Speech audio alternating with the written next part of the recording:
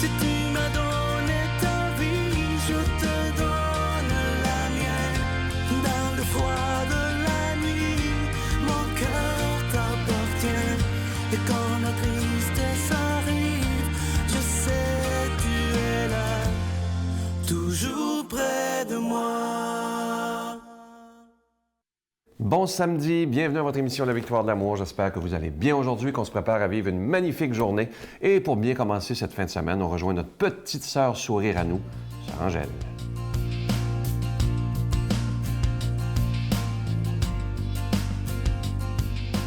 Eh bien, nous voilà. Chaque samedi, on arrive de bonne humeur, puis on veut que vous soyez de bonne humeur. Là où nous sommes, qu'on soit dans un foyer, qu'on soit dans une résidence, qu'on soit dans la maison, qu'on soit à l'hôpital, qu'on soit partout, on soit, c'est important. Parce qu'aujourd'hui, je vous parle de l'intelligence et la sagesse. Le don de l'intelligence. Souvent, les gens me disent, mon Dieu, et je me rappelle quand j'étais toute petite, la maîtresse d'école m'a dit, pas Sœur Angèle, c'était petite fille, elle disait, parce qu'elle m'appelait Ginetta, à quel moment l'intelligence a éclaté chez vous? Ben, j'ai dit, c'est vous qui le savez, c'est vous mon professeur, moi je ne le sais pas. Voyez-vous, on voit des choses que nous, on ne voit pas. Avec le don de l'intelligence, le pape François nous dit, Jésus a voulu nous envoyer l'Esprit Saint pour que tous nous puissions comprendre les choses. C'est important de comprendre le bon côté des choses.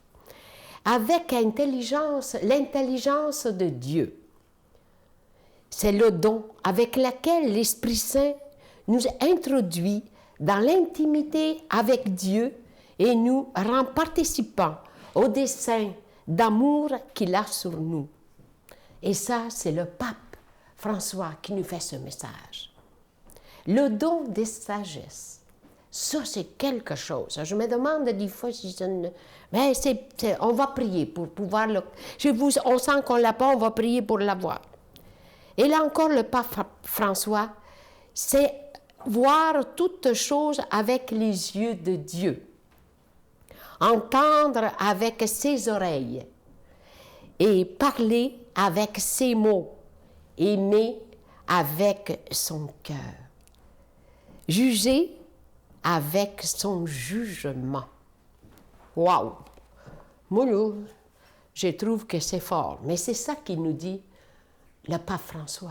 Il nous dit juger avec son cœur. Ça veut dire que si ton cœur n'est pas bien disposé, on ne juge pas bien, on n'est pas bien, on est, voyez-vous, renfermé. Il faut que l'intelligence, vous voyez ici, là, on a ouvert, quand le cerveau est trop fermé, bien on a mis une chandelle, elle a ouvert la tête pour que la lumière pénètre en nous et notre sagesse puisse se développer, puisse grandir en nous par cette foi profonde en nous. Notre Père qui es aux cieux, que ton nom soit sanctifié, que ton règne vienne, que ta volonté soit faite sur la terre comme au ciel. Donne-nous aujourd'hui notre pain de ce jour. Pardonne-nous nos offenses comme nous pardonnons à ceux qui nous ont offensés. Ne nous laisse pas entrer en tentation, mais délivre-nous du mal, car c'est à toi qu'appartient le règne, la puissance et la gloire pour les siècles des siècles. Amen. Voyez le film Le jeune Messie, captivant, inspirant et profondément émouvant. Il a dit que de mes entrailles naîtrait un fils nommé Jésus. Un film remarquable. Pourquoi Dieu m'a-t-il choisi? Peut-être ne suis-je pas assez forte. Une histoire familiale irrésistible. Ce n'est qu'un enfant. Ce n'est pas qu'un enfant. Le jeune Messie, au cinéma dès le 11 mars. Je suis tellement content de vous parler de ce beau cadeau du mois, une belle exclusivité de la Victoire de l'amour. C'est fabriqué au Québec. C'est un beau médaillon qu'on peut porter, qu'on peut mettre dans nos poches, les dames peut-être dans leur sac à main ou dans leur portefeuille, peu importe. C'est le beau visage de Jésus. Avec Alando, c'est inscrit « Je suis avec toi et je t'aime. Évidemment que cette pièce de collection, parce que maintenant, ça va devenir une collection, elle est déjà bénie. Ça vient dans un beau petit sac en velours, comme vous le voyez à l'écran. C'est quelque chose de très, très beau et ça se donne bien en cadeau. C'est une façon aussi de se sentir protégé par le Seigneur qui est toujours avec nous symboliquement sur cette pièce, bien entendu. Alors, vous la voyez à l'écran, c'est avec un don de 25 et si vous en voulez deux, avec un don de 40 et je vous le dis, même les jeunes vont aimer ça, l'avoir sur eux en disant « Je me sens protégé par Jésus lui-même ». Alors, je vous rappelle que c'est inscrit à l'arrière « Je suis avec toi et je t'aime ». Je vous donne l'adresse, la Victoire de l'Amour, casier postal 120, succursale Boucherville à Boucherville, le J4B 5E6, je vous la redonne. La Victoire de l'Amour, casier postal 120, succursale Boucherville à Boucherville, le J4B 5E6, également par téléphone, par carte de crédit du lundi au vendredi de 8h30 à 16h30 dans le 514-523-4433, 523-4433 ou sans frais le 1-888-811-9291, 1-888-811-9291 et aussi sur notre site Internet, le www.lavictoiredelamour.org. Je vous rappelle également que vous recevrez un reçu pour fin d'impôt. Vous voyez cette belle pièce de collection à l'écran présentement. Ça a été fait exprès pour la Victoire de l'amour, donc vous n'en trouverez pas ailleurs. Alors, et je vous rappelle qu'à l'arrière, c'est écrit « Je suis avec toi et je t'aime ». Merci de votre grande générosité.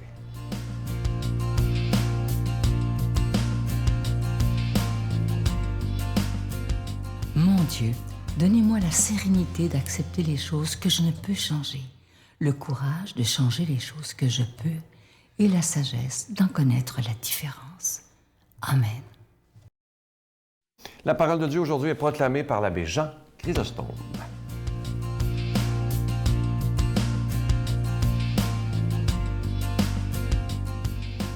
Chers frères et sœurs, bonjour.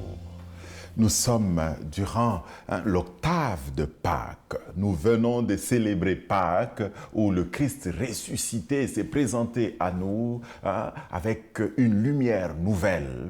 Et l'Église Notre Mère nous donne un texte extraordinaire tiré de l'Évangile selon saint Marc pour nous aider à nous ressourcer davantage et nous aider à approfondir le mystère de la résurrection du Christ. Je vais vous lire ce texte. Ressuscité de grand matin, le premier jour de la semaine, Jésus apparut d'abord à Marie-Madeleine, de laquelle il avait expulsé 7 démons. Celle-ci partit annoncer la nouvelle à ceux qui, ayant vécu avec lui, s'affligeaient et pleuraient. Quand ils entendirent qu'il était vivant et qu'elle l'avait vu, ils refusèrent de croire. Après cela, il se manifesta sous un aspect inhabituel à 2 d'entre eux qui étaient en chemin pour aller à la campagne. Ceux-ci revinrent l'annoncer aux autres qui ne les crurent pas non plus. Enfin, il se manifesta aux 11 eux-mêmes pendant qu'ils étaient à table. Il leur reprocha leur incrédulité et leur endurcissement parce qu'ils n'avaient pas cru ceux qui l'avaient vu ressuscité. Puis il leur dit, « Allez dans le monde entier, proclamez la bonne nouvelle à toute la création. » Voilà, chers frères et sœurs, ce texte extraordinaire qui nous est proposé pour approfondir encore le mystère de la résurrection. Mais je me permets tout de suite, avant de rentrer dans le vif du sujet, de vous rappeler une chose. Nous sommes aujourd'hui le 2 avril. Le 2 avril, vous savez, c'est l'anniversaire du décès de Saint Jean-Paul II. Il est bien connu quand même, Jean-Paul II, ici au Canada. Jean-Paul II qui était venu pour la Journée mondiale de la jeunesse. Jean-Paul II qu'on avait reçu dans plusieurs villes canadiennes, longtemps, une colombe partie en voyage, vous vous souvenez. Et Jean-Paul II, dont nous célébrons la mémoire le 22 octobre. Le 22 octobre. Et c'est bon quand même de pouvoir demander son intercession en ce jour de son décès. Je reviens maintenant au texte en vous parlant de ce récit qui nous parle de la résurrection de Jésus. Il est important de regarder dans ce texte quand même les 3 niveaux qui se présentent à nous. Et c'est comme une séquence là. On voit une initiative de Jésus qui se fait voir, qui se présente dans un premier temps ici, dans notre texte, à Marie-Madeleine, et puis qui va se présenter encore à 2 autres, et puis qui va se présenter plus tard aux 11. Donc Jésus qui prend l'initiative d'aller vers ses amis. Et dans la séquence, on peut voir un deuxième niveau. C'est la reconnaissance de Jésus ou le manque de reconnaissance. Et dans ce cas-ci, vraiment, c'est le manque de reconnaissance qu'on voit avec insistance. Marie-Madeleine l'a vu, elle vient raconter, on ne croit pas. Les autres le voient, ils viennent en parler, on ne les croit pas. Mais lui-même apparaît au 11, il va dire, franchement, comment êtes-vous pour ne pas comprendre les choses?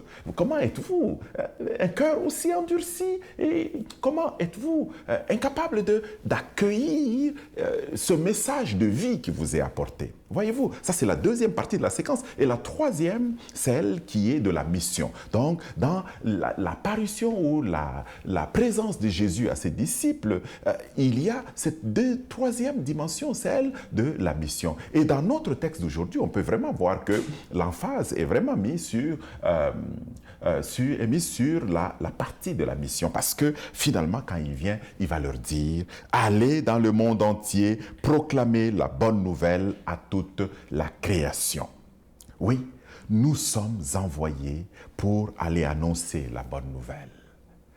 Il y a bien sûr des résistances ici et là. Il y a des problèmes à reconnaître des signes de sa présence de ressuscité. Il y a des difficultés même pour nous-mêmes qui avons déjà accueilli sa présence, sa bonne nouvelle de résurrection. Il y a parfois des difficultés dans notre vie quotidienne à assurer cette mission.